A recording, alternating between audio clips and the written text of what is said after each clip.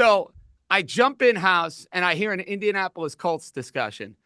Since we have Anthony Dabbundo here, Dabbundo, do you feel better or worse about your football team after watching that game? Worse. Absolutely worse. I think that we saw two things. One, the lack of trust, potentially, that Shane Steichen now has in Daniel Jones. Because early in the season when they played Denver, it was, okay, that last drive, they turtled and turtled. They were so afraid of potentially making a mistake. They didn't really trust Jones. They called the game scared. He called the game scared. Then you saw, though, throughout most of October, that wasn't the case. They were putting Jones in aggressive situations and betting on him and, third and long opportunities. They were throwing it deep. They were taking shots downfield to Alec Pierce. And yesterday, very low ADOT. Kansas City brought constant pressure, basically brought so many blitzes you couldn't even think to run the ball. And then the offense really kind of became a corpse in the fourth quarter. So it was really disappointing because the defense was on the field for so long.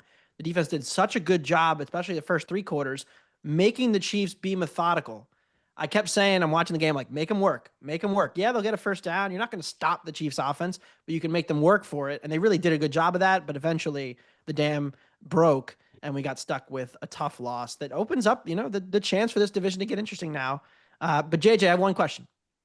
The Giants fired their defensive coordinator. Are you late because you were interviewing as the interim? Is that your new No. I like my job at the Ringer. I enjoy spending too much time with you guys. I have no interest in calling the defense for the final 6 weeks of the year. But this is the Ringer Gambling Show presented by FanDuel, the best place to bet the NFL all season long. FanDuel's got it all. Same-game parlays, quick bets for jumping in live, and your way so you can build the bet that fits your play. In Missouri, get excited because FanDuel's coming your way December the 1st. Download FanDuel.com/gamblers to get started. Must be 21 plus in present select states and 18 plus in D.C., Kentucky, and Wyoming. Gambling problem? Call 1-800-GAMBLER or visit rg-help.com. Call 1-888-789-7777 or visit ccpg.org/chat in Connecticut. On that note, Dabbundo, I'm glad you brought up the AFC South because so all of a sudden now, Indianapolis coming back to the pack. Houston obviously had the big win on Thursday Night Football against the Buffalo Bills. And you throw in this weird, wacky Jacksonville Jaguar team that thoroughly unimpresses week in and week out. House, I'm right there with you. I had the Cardinals. It was not a fun game to be on. Trevor Lawrence stinks, but they keep winning games. Is there a pathway, House, to either Jacksonville or, dare I say, Houston stealing this division from Dabundo's Colts? Well, I much prefer Houston. That's an actual, genuine, functioning football team. There's no scenario under which you'll get me anywhere close to investing a single dollar of my own hard-earned money on the Jacksonville Jaguars. That's a clown show. Good job by Liam Cohen, and that is a resurrection story. They're on the come up, but they make so many mistakes. There's so many self-inflicted, unnecessary self-errors. So dumb. I don't want anything to do with that team. This Houston-Indianapolis game, to me, it's for the division. And one of the bets that we were looking at coming into this weekend was the possibility of the Indianapolis Colts missing the playoffs. The Colts really only have to win 2 more games to make the playoffs. I think 10 wins gets you there, but they have an absolute gauntlet of games remaining on their schedule. And this game at home against Houston is just one of the games. Now they have both their games against Houston and both of their games against Jacksonville left. The Colts do. They have to split with Houston, I think, to clinch the division, clinch their spot in the playoffs. But I'll tell you what, the price for the Colts was plus 770 last week. It dropped to plus 730 on Sunday. It's all the way down to plus 520 for them to miss the playoffs. And take a look at their schedule. It's not an easy one. Houston's the only one that I'm interested in at 7-1. Dream, you've been all over these, though. Carolina, you got a very live ticket there. The Chicago Bears, you have a very live ticket there. I mean, we might as well try our luck in the AFC South at this point, buddy boy. So this one's interesting to me because I like the Houston Texans, and I think that 7-1 number is a solid number. The problem is they have a brutal schedule. I think they may have the worst schedule out of pretty much everybody. They're on the road at the Colts. They're on the road at the Chiefs on Christmas. And then you have the Cardinals, Raiders, Chargers, and Colts. And I do think the games against the Cardinals and Raiders and the Chargers, especially with that bad offensive line, they're winnable games. But I think the Jaguars have the best schedule here. And I mean, you're looking at the Jaguars. They're on the road at the Titans this week. They play the Colts at home. And I got to remind everybody, it's been 11 years since the Colts went on the road in Jacksonville. Like literally 11 years. 2014 was the last time the Colts went on the road in Jacksonville. And then after that, they have the Jets. They're on the road at the Broncos, the Colts again, and then the Titans. So you get 2 games against the Titans. That gives you an edge over pretty much everybody else in the division. So I'm not going to play anything on this one. I think I'm going to play it week by week, but I can understand taking the 7 plus 750 on the Houston Texans. Listen, that defense is scary. We know they're offensively challenged. We know it's a struggle week in and week out, but it's a team that can make a quarterback's life absolutely miserable. And we saw that with Josh Allen and the way he was running for his life, the way he was getting hit on repeat. Then again, though, you're asking a lot out of this Houston team now to muster up offense against a much more well-rounded Indianapolis team. Now, Raheem, we got to get to this, buddy boy, right out of the chute, right out of the gate. How about them Cowboys down 21-0 to the Eagles? As someone that had 3.5, for someone that had as his man's best bet, the Dallas Cowboys to go and beat Philadelphia, you weren't feeling particularly good about this game. Now, I was feeling good. Well, I know you are because I was trying to tee you up on that. You jumped the lead because where I was getting at, ladies and gentlemen, boys and girls, is for me at 3.5 and my money line, I'm like, yeah, I don't feel great. Raheem said, no, the hell with that. I am adding to the portfolio. I am going to put more on the Cowboys. I'm going to take them to win the game. If you don't mind me asking, Raheem, when did you get the Cowboys? Was it at 21-7? Was it at 21-0? When did you hop on the idea of, hey, I'm going to double the meat? So at 21-7, right after the Cowboys scored a touchdown, I saw a plus 850. And I just thought that was an outlandish line. Like, it's just outlandish because when you're watching the game, the Cowboys start off the game and they go for it on 4th and 3 at about the 50. They don't get it. It leads to an Eagles touchdown. Then you have the Cowboys fumble at the Eagles 32, an interception at the Eagles 2. You have a missed Brandon Aubrey field goal. You have a roughing the kicker penalty, which leads to a touchdown. You have all of these things where it just felt like the Cowboys were beating themselves. And the roughing the kicker wasn't even a roughing the kicker. Like he literally blocked the punt. So it's just like, and the one thing we know about the Philadelphia Eagles is that they only play one good half a game, literally one good half. So at 21-7 in the second quarter, I'm saying to myself, how are you getting plus 850, plus 800? There are even some plus 900s in the market. So I just jumped on it. And I just felt like the Cowboys were going to tie this game and have a good chance of winning. And, you know, the interesting thing is I spoke a lot about how you never bet against tragedy, especially in that upcoming game. Well, I think that might have galvanized this team going forward. Because along with that, and then you have the defensive trades, you bring in Quinn Williams, I think this team actually believes that they can make some noise. So I was all over the Cowboys yesterday, and I had no problem taking the plus 850. And I'm sure we'll have more thoughts on this Cowboy team that has a monstrous Thanksgiving game coming up with the Kansas City Chiefs. House, was that game more to you about the resurgence of Dallas's defense or much more about the fractured nature within the Eagle offense? The answer is yes. It was about both. Part of the handicap and why we thought that Dallas was live coming into this was just the fact that they had a defense that we haven't really seen. You know, the Eagles couldn't really properly prepare for this version of the Dallas defense. Having said all of that, every single one of the traits that have been a complaint of Eagles fans, Eagles supporters all around the world, we saw it on full display.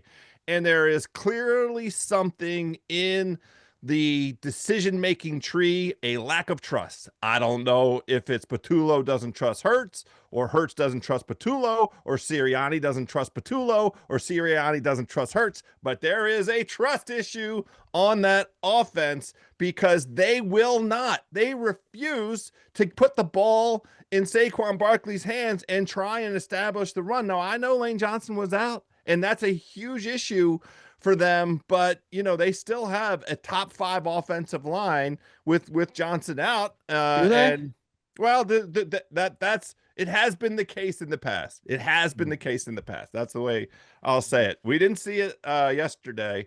And those 3 and outs, speaking of, aiding and abetting your own demise, the turnovers were really the thing that made it clear the Dream had a great ticket, because those were not the kinds of things that we see out of Philadelphia. They have not often beat themselves with the kind of turnovers that they committed yesterday. But there certainly isn't anything to encourage on the Eagles offensive side. This game against the Bears on Friday is going to be amazing. But before we get there, we got to talk about some of those Eagles injuries, because they lost McCougar, they lost Blankenship. If the defense isn't performing well and you're losing guys on defense, because you look at what Dak, honestly, Dak was a big story about that game, because Dak threw for 354 yards, 2 touchdowns. The Cowboys averaged 7 yards per play and 9.4 yards per pass, 51% success rate. Dak Prescott played out of his mind and carved up that Eagles defense, which the Packers and the Lions, they couldn't do anything with. Now, obviously, there were some injuries, but it says a lot about what the Cowboys did yesterday, because they left a ton of meat on the bone. I mean, we saw how they beat themselves in the first half. So even at the end of the game, not finishing on that drive, Raheem, where they ended up going for it. More meat on the bone. But the Eagles might really be in trouble if they don't get some of these guys back, because we know the strength about this team is the defense, and the offense under Kevin Patullo really hasn't played well. So I'm concerned about this Eagles team.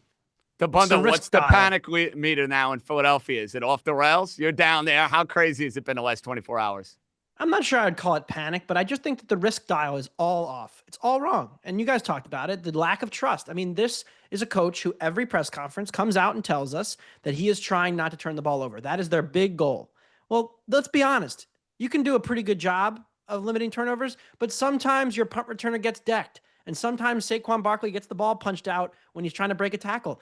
This is football. And I just feel like this coach and this staff is playing scared, paranoid, as if they don't have an incredibly talented team. It's like playing with one hand tied behind your back. I mean, it's a very frustrating situation. If I were an Eagles fan, I'd be livid about this, because we've seen what this offense can be when it's at full tilt. We've seen the Super Bowl. We saw the NFC Championship game. Those games where you're like, wow, this is an offense that has so much potential. And then, the quarterback isn't taking risk. He's not using the middle of the field. He hasn't been as efficient as a runner this year. There's all kinds of things that go into this. But I come back to this. If you're playing this way, you're just going to be vulnerable to get picked off. At some point, you're going to have a game like this where you try to run out the clock and bleed it out, and then you have a fumble or a missed field goal or a drop, or the other quarterback gets hot, or you lose a couple secondary guys. And now, both their starting safeties are probably not playing Friday. They only have one other safety on the active roster. Boys, we're just getting warmed up. A lot of takeaways from what we saw in the Sunday of action. I think it's fair to say the team in Los Angeles at the moment, the best team the NFL has to offer. What a beatdown they gave Baker Mayfield, Tampa Bay. I mentioned those futures Raheem has. The Bears, the Panthers. I mocked that Panther bet a couple of weeks ago. It's live. It's very, very live. When we come back on the Ringer Gambling Show with the East Coast Buys Boys, we'll break down Monday Night Football. The Panthers, the Niners. Can the Panthers go and cover 7 and a hook? We'll find out. Your takes coming up next.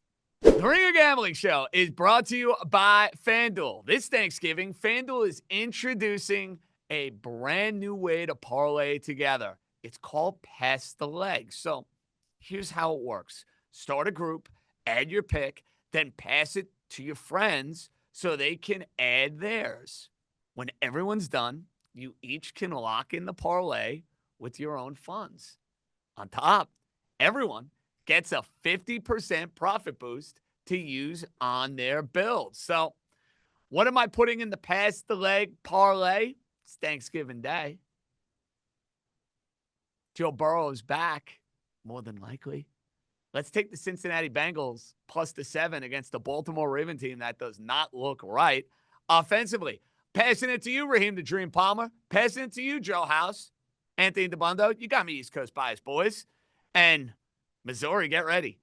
Because FanDuel's going live on December the 1st. FanDuel, play your game. Must be 21 plus and present in select states or 18 plus present in D.C., Kentucky, or Wyoming. Opt-in required. Bonus issued in non-withdrawable profit boost tokens. Restrictions apply, including any token expiration and max wager amount. See terms at sportsbook.fanduel.com. Gambling problem? Call 1-800-GAMBLER or visit rg-help.com. Call 1-888-789-7777 or visit ccpg.org/chat in Connecticut. Welcome back to the Ringer Gambling Show. The East Coast Bias Boys have you covered on this fine Monday. We'll have Anthony Dabbundo back in a matter of moments for his usual 3 and out. Raheem Palmer, Joe House, and John Jastremski. Fellas, Monday Night Football, a game that about a month ago didn't look particularly appealing, now has a lot more sizzle. Obviously, San Francisco fighting to stay in the final 7 within the NFC playoff picture. But here come the Carolina Panthers. They had a big win in Atlanta last Sunday. Bryce Young feeling good about himself. Panthers feeling good about themselves. And the NFC South is all of a sudden there for the taking. Baker Mayfield is hurt. We don't know the severity of his injury at the moment. Tampa's schedule is not particularly easy. There are 2 heads-up games between the Panthers and the Buccaneers. And yeah, as I said moments ago, Raheem Palmer, that crazy number you have on the Carolina Panthers is looking super juicy. Now, specifically for Monday night, you might see it at 7. You might see it at 7 and a hook. Dream, I'll start with you. They're your Panthers. How are we looking to play Monday Night Football? So I'm actually not looking to play a side in this matchup. And the biggest reason why is because when you look at both of these teams, I think there's real problems here. So you look at the San Francisco 49ers. We know that they lost Nick Bosa. We know that they've lost a lot of guys. So like you depending on this San Francisco 49ers defense to win with margin is tough. They're 30th in EPA per play in pass defense. Like this team can't really stop anybody. So you're depending on the offense, and that's fine. But ultimately, you look at the game last week against the Arizona Cardinals, a lot of it had to do with the Cardinals being banged up. So I don't want to lay anything with the 49ers, but at the same time, I think the 49ers should be able to get whatever they want offensively against this Carolina Panthers team. So I think the 7 is the right number. I think the way to approach this is in the props market. And I gave this out yesterday on our Sunday NFL pregame show. I like George Kittle to score a touchdown. And I also like George Kittle over 56.5 receiving yards. You look at the Carolina Panthers, they're missing 2 of their starting linebackers. And they're gearing up to face a Panthers secondary, which ranks 29th in completion rate to tight end, 78.4%. And I just don't know how they're going to slow this guy down. I mean, Kittle has led the 49ers in receiving yards in consecutive games, 151 yards on 14 catches. And he scored 3 touchdowns in those games. So George Kittle is the guy I want to target for this game. I want to isolate him. I don't want to have to worry about the spread. I don't want to have to worry about the 49ers defense trying to slow down Bryce Young. So that's how I'm playing this. All right, you're all over George Kittle. House, Niners, get Purdy back. Looked dominant a week ago against the Arizona Cardinals, but there's a little bit more spunk in this Carolina team. How would you like to play Monday Night Football?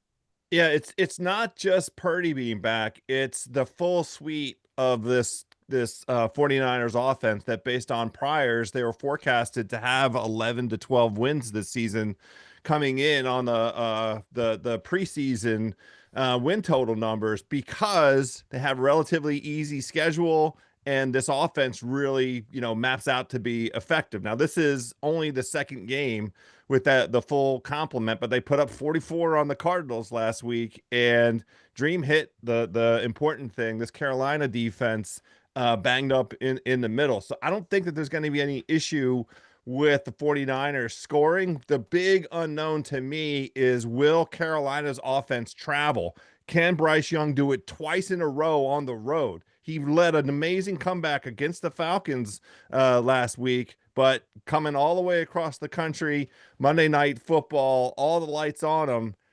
I don't know. And if you go through their week by week, they can score 40 and they can score 7. And I don't know which version is going to show, if you could tell me. So I am trying to play this in a way that I think is achievable, which is to say the Niners teased from 7.5 or 7 down to 1.5 or 1, and the total tease from 49.5, which has been a very sticky number. And I've seen arguments on both sides of that.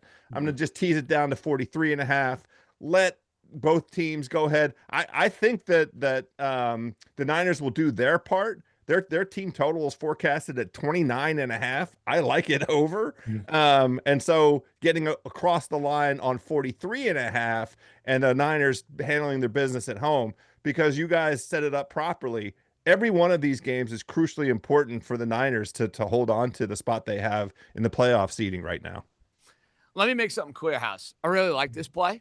I think you're going to get it home to the ticket window, but I'm going to play this game a little differently. I think Carolina plus the 7.5 is beyond reasonable as far as I'm concerned. I think Carolina is going to be able to move the football against this San Francisco defense.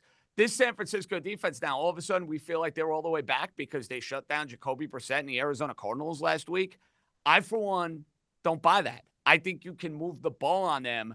That's why I think you teasing the total like you did, House, is going to end up being a really wise play, and it's going to end up being a really short play because I think both teams will move the ball. I think both teams are going to be able to score. I think San Francisco probably finds a way to win, but 7.5, for me at least, is too many.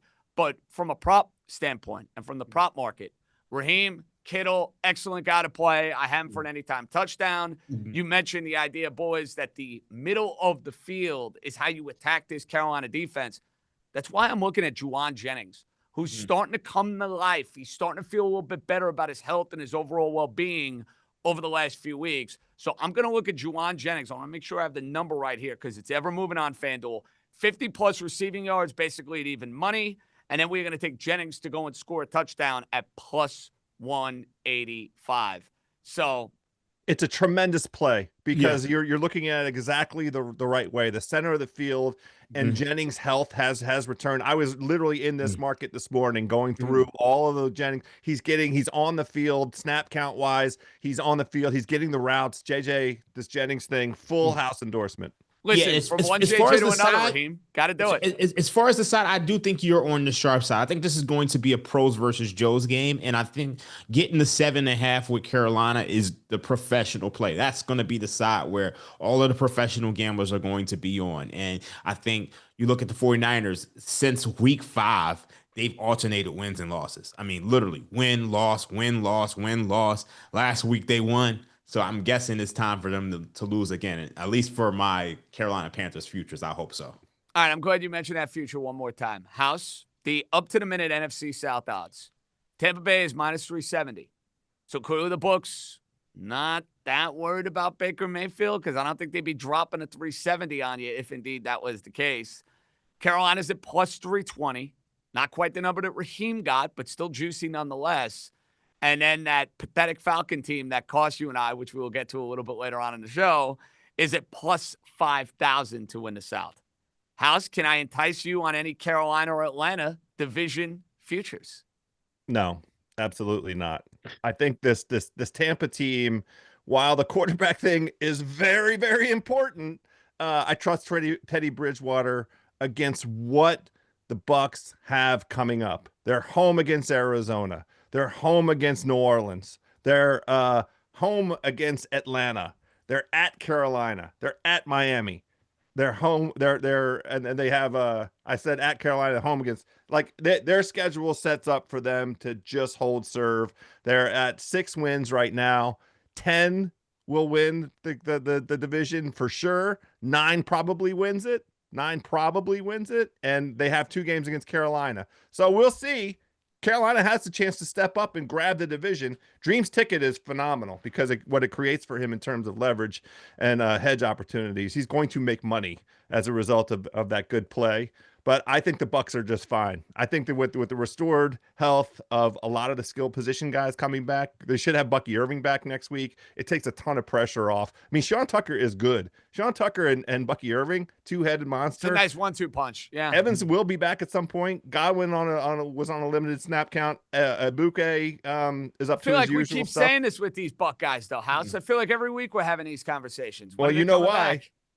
Well, that's right. But they're also like, look at who they just played. I mean, look at that stretch that they were just on.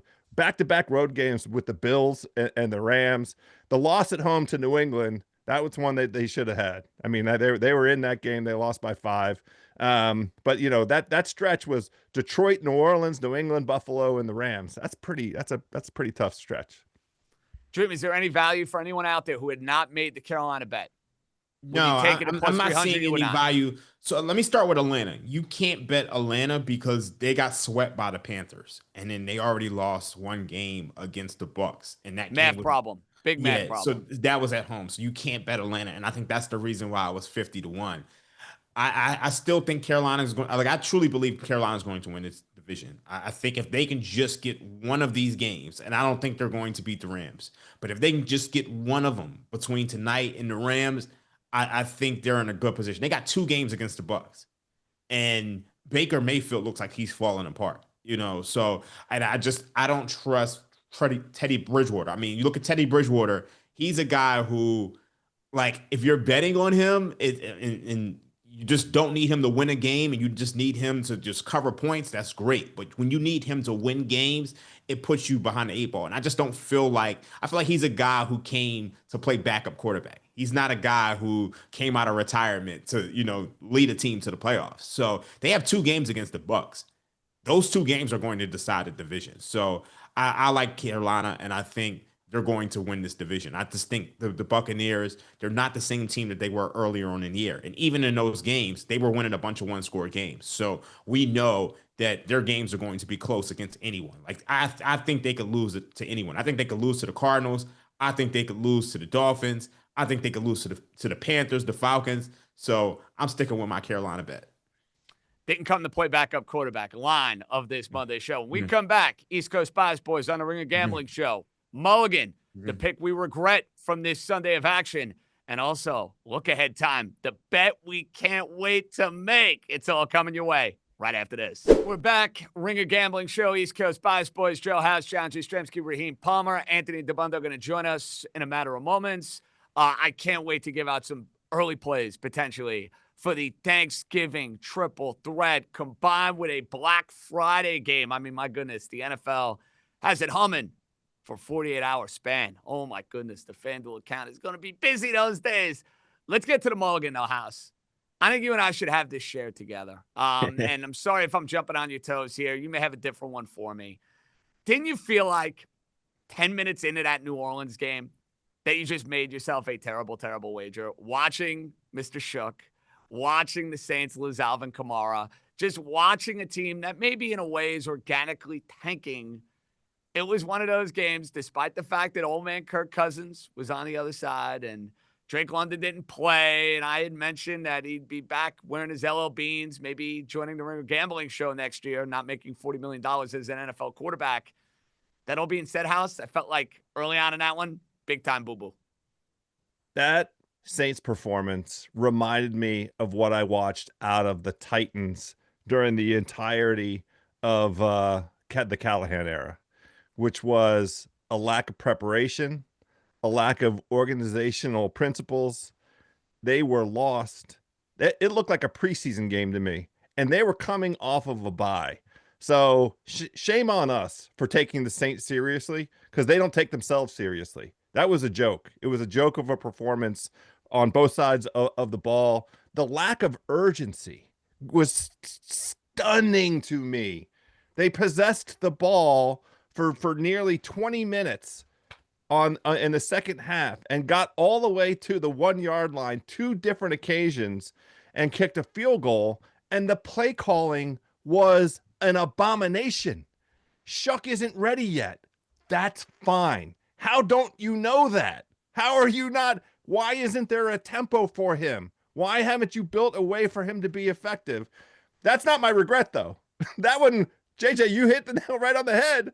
We knew that one was cooked. I watched it. I thought, I can't believe I'm watching this team. This isn't a bomb, and it doesn't matter that they were up against Kirk Cousins. JJ McCarthy would have won that game yesterday.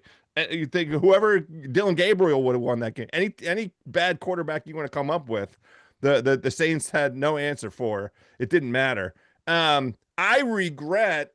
Speaking of teams like the Browns, both the Browns and the Dallas Cowboys, by the time the games got started yesterday, I love both those teams. I love both those sides. I bet them. But here we are on this show trying to help the good people of America watching us. We're trying to give out winners. That's the idea. And Dream gave out a great winner on that Dallas money line. I don't know why I didn't just join in and endorse it. I also had a sneaking suspicion that the Browns, I did give out Shedeur Sanders over 157.5 passing yards yesterday. Pat on the back. Why wouldn't I just bet the Browns? That was the easiest bet of the day. The Browns plus the 3.5, the Browns on the money line. It was staring us right in the face, and I just didn't do it. Those are the regrets. It was too good to be true. I'm with you on that because the Raiders' offense is so broken. There's a reason why they fired Chip Kelly. They couldn't block me, you, and Raheem, and they're a hot mess. Hats off to Myles Garrett, who's an absolute stud. Dream, you hit your wise wager, so that's obviously not a mulligan or a regret. Any bets you'd like back? My biggest regret is not betting the Browns because you look at the stats for the Browns, and it's absolutely staggering. The Browns won that game with a 26% success rate on offense. The offense didn't have to do anything. When you're watching that game, they sacked Geno Smith 10 times. When you're watching that game, I said to myself, the Browns could literally run 3 times and punt and win this game. That's how bad the Raiders offense was. So to me, that was the biggest blunder I've made all year. I should have just bet everything I had on the Browns yesterday because this Raiders offensive line is amongst the worst in the league. And we know they had Colton Miller earlier on, but now they don't even have any weapons outside of Brock Bowers. I mean, they trade the guy to the Jaguars, and now there's just no offense. And it's just, I'm so mad at myself for not betting that game. And I think a lot of people went into this game and saying, look, I'm going to fade Shedeur Sanders because he didn't look good. Well, clearly they were wrong. So what a nightmarish first season. And maybe it's the only season that Pete Carroll has coaching Las Vegas. And maybe I dream was no, maybe. I mean, listen, House, I have to say maybe. I mean, it just hired him, right? Is it a given he's one and done? I don't know. What would the case be for bringing him back? His name. Honestly, no. He's 74 years old. The only case for bringing him back is maybe the owner doesn't want to pay 2 coaches. That's the only case for bringing. That guy's got a long and track the fact record that he of has an paying 2 accomplished coaches. resume. He's been embarrassing. Listen, if you're trying to get me, House, to suggest that he deserves a second year as Vegas head coach, you're not going to get me to take the bait. I just can't say it's a given that he's going to be one and done. Okay, That's all. fine. Mm-hmm. That's fine. Week 13. I can't wait for these games on Thursday and Friday. Now, you're going to dilute your Sunday card, but it's okay. I mean, think about these Thanksgiving matchups. Green Bay and Detroit. Monstrous game in the NFC North. Detroit, very lucky to beat the Giants. Green Bay took advantage of J.J. McCarthy. So kind of who's-he type of game, trying to figure out who exactly is who atop that division. Maybe it's the Bears, who are playing on Black Friday with a golden opportunity against the Philadelphia Eagles. And then how about the other 2 Thanksgiving games? Chiefs-Cowboys, ratings bonanza. Cowboys off their biggest win of the year. Kansas City off their biggest win of the year.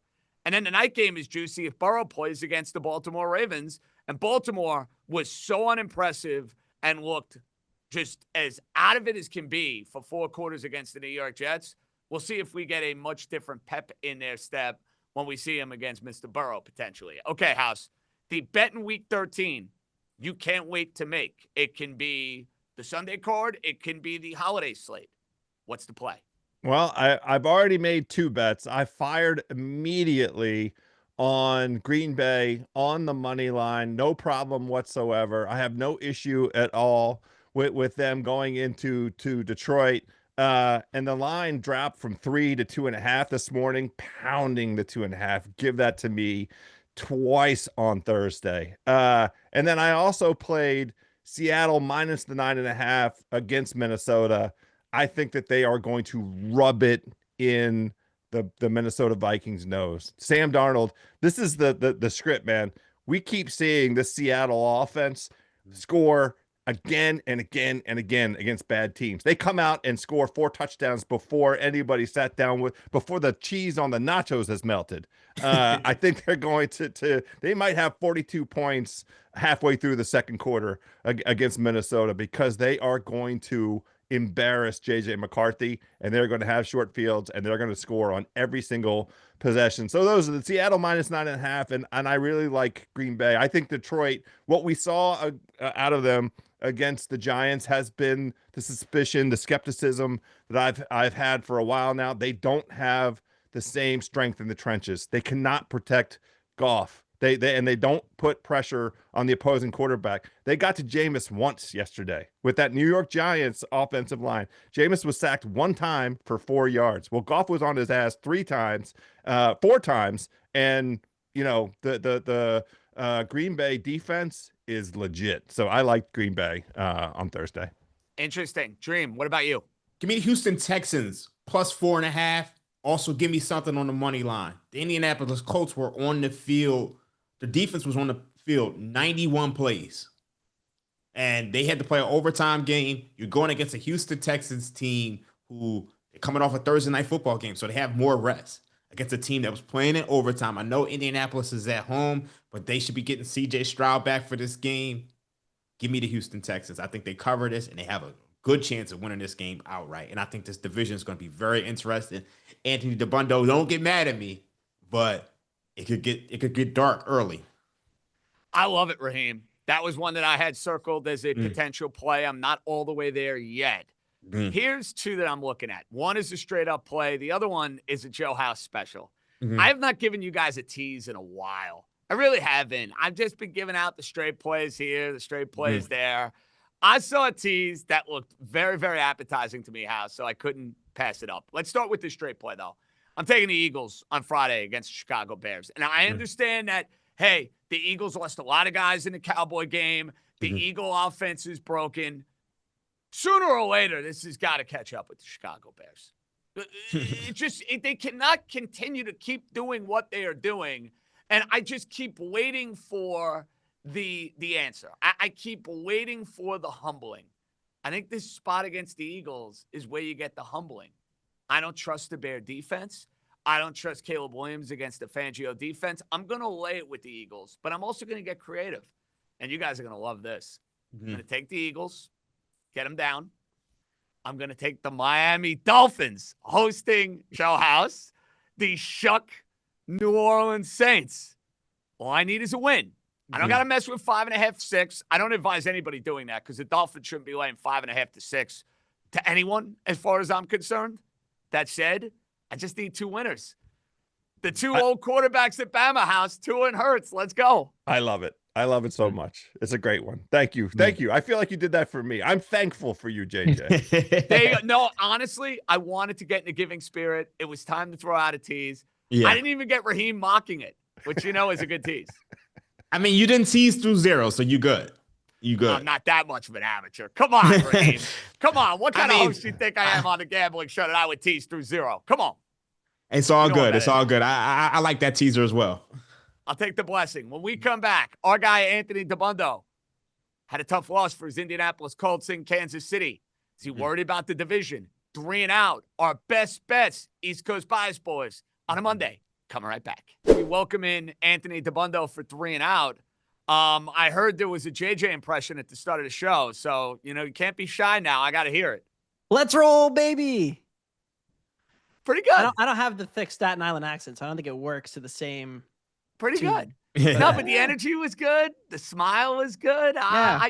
Listen, you like me at Syracuse. I'd give you an A- B+. That's a good grade. Yeah, I'll take that. I mean, for me, it was. I'll tell you this. At Syracuse, for me, that was a very good grade. So I don't know what kind of student you were, Dabbundo, but I was A-okay with an A- or a B+.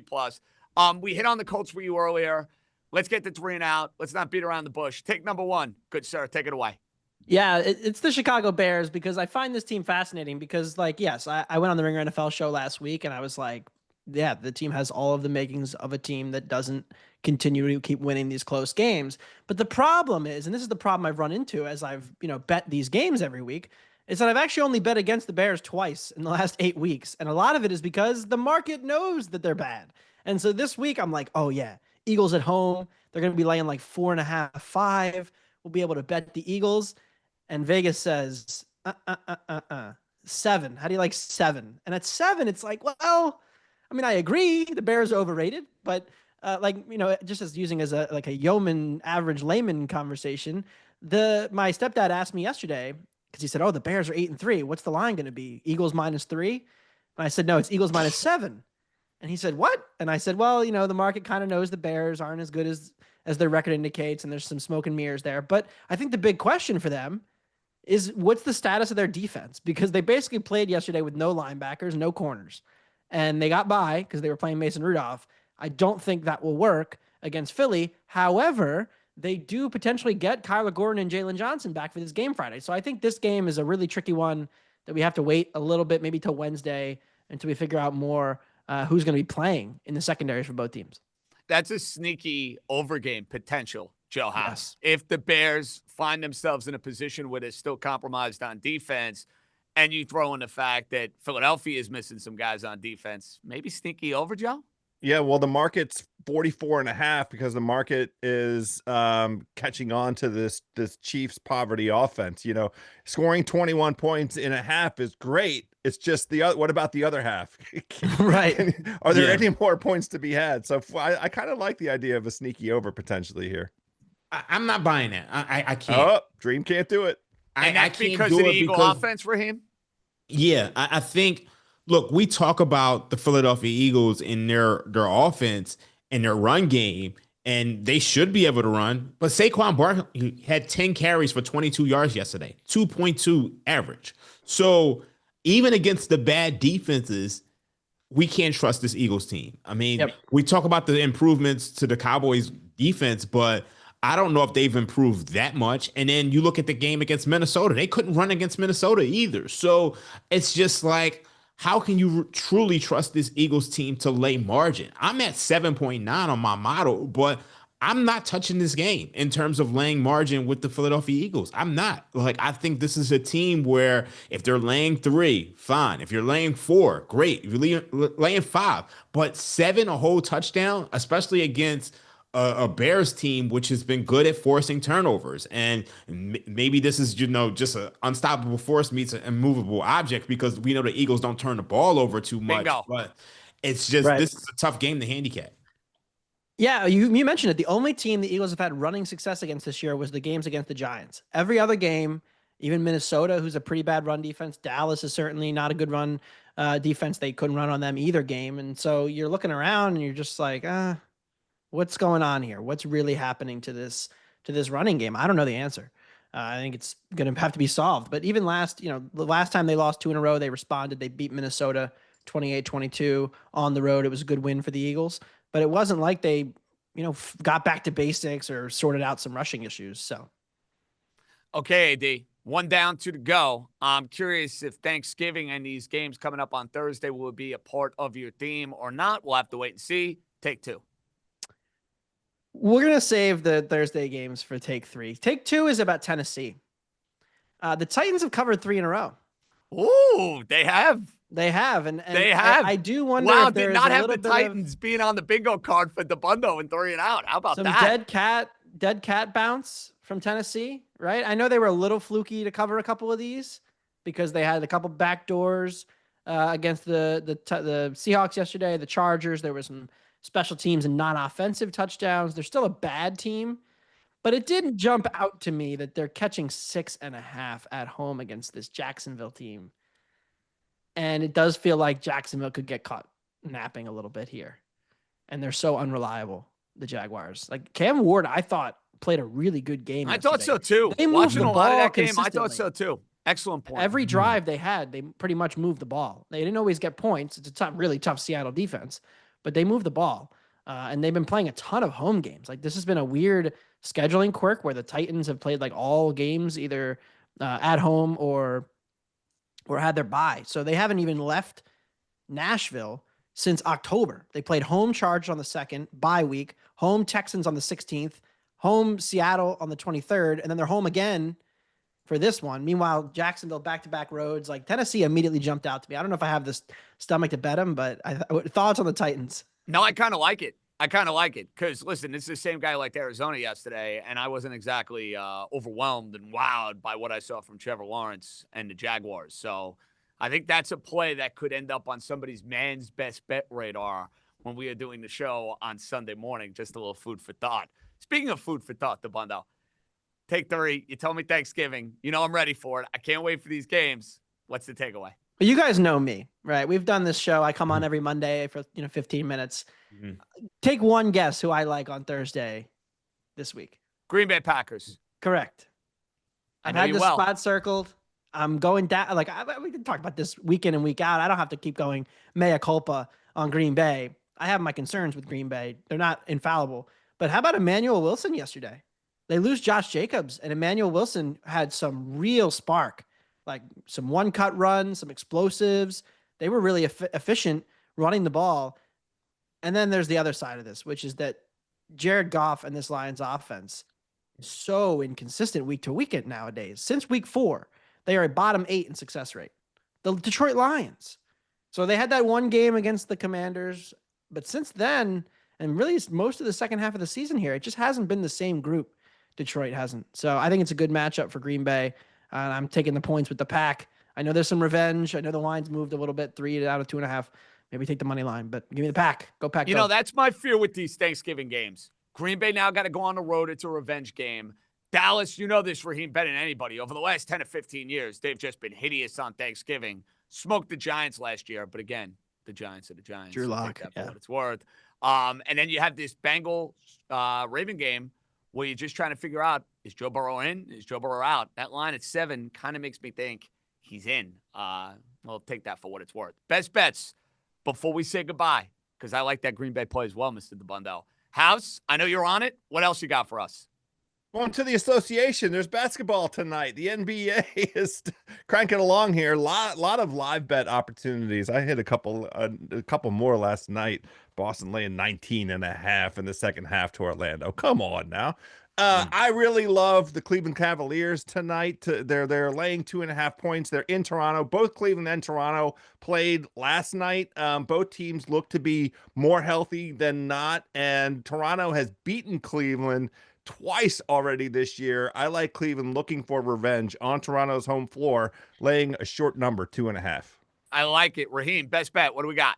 Let's go with the Houston Rockets, Phoenix Suns over 224.5. There is no Kevin Durant tonight, but the Phoenix Suns are playing their 3rd game in 4 nights, plus a back-to-back. You got 2 of the best offenses in the league, and you look at the Suns, they've gone over in 4 straight and 5 out of their last 6. The Rockets have been an over team all year long, 10-4 to the over. So I think with some tired legs, even without Kevin Durant, this goes over. For me, Carolina Panthers, Monday night, we're grabbing 7 and a hook against the San Francisco 49ers. And I told you, George Kittle, Juwan Jennings, anytime touchdowns, Jennings 40-plus receiving yards. Big day for Mr. JJ. Dabbundo, real quick, best bet. Alabama plus 4.5. Feast week is here. College hoops. Ooh, it sure is. Playing Gonzaga today. Think Gonzaga's just a smidge overrated. In the markets. I mean, they're like a top 3 team, according to Ken Palm and Bart Torvik. I'm going to sell that narrative a little bit. I think this is a pretty coin flip game. Like the sound of that. St. John's plus 2.5 against Iowa State on my card for the college hoops. For Dabbundo, Raheem, House, John Jastremski signing off. Great job by our whole crew in New York, Los Angeles. The boys have us covered. Happy Thanksgiving to all the listeners. We'll see you throughout the course of the week. Boys are out. Be good, everybody. Must be 21 or older and present in select states, or 18 or older and present in D.C., Kentucky, or Wyoming. If you have a gambling problem, call 1-800-GAMBLER or visit rg-help.com. Call 1-888-789-7777 or visit ccpg.org/chat in Connecticut. You must be 21 or older and present in select states. For Kansas, in affiliation with Kansas Star Casino, or 18 or older and present in D.C., Kentucky, or Wyoming. If you have a gambling problem, call 1-800-GAMBLER or visit FanDuel.com/RG, 1-888-789-7777. 877 or visit ccpg.org/chat in Connecticut or visit mdgamblinghelp.org in Maryland. Hope is here. Visit gamblinghelplinema.org or call 800-327-5050 for 24/7 support in Massachusetts, or call 877-8-HOPE-NEW YORK or text HOPE New York in New York.